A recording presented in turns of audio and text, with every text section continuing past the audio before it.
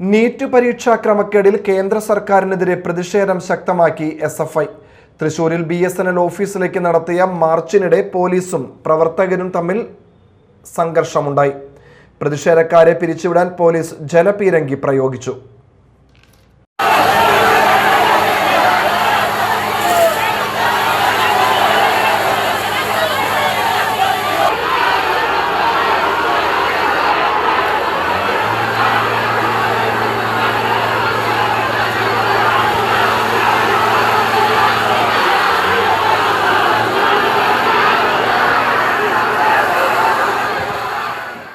കേന്ദ്ര സർക്കാരിന്റെ വിദ്യാഭ്യാസ നയങ്ങൾക്കും നീറ്റ് പരീക്ഷയിലെ ക്രമക്കേടുകൾക്കുമെതിരെയാണ് എസ്എഫ്ഐ സമരം സംഘടിപ്പിച്ചത്. തൃശൂർ BSNL ഓഫീസിലേക്കാണ് മാർച്ച് സംഘടിപ്പിച്ചത്. BSNL ഓഫീസിന് മുന്നിൽ പോലീസ് ബാരിക്കേഡ് വെച്ച് സമരക്കാരെ തടഞ്ഞു. എസ്എഫ്ഐ പ്രവർത്തകർ ബാരിക്കേഡ് മറിച്ചിടാൻ ശ്രമിക്കുകയും ബാരിക്കേഡിനെ മുകളിൽ കയറി നിൽക്കുകയും ചെയ്തു. പോലീസിന് നേരെ കൊടികൾ വലിച്ചെറിഞ്ഞു. തുടർന്നാണ് പോലീസ് ജലപീരങ്കി പ്രയോഗിച്ചത്.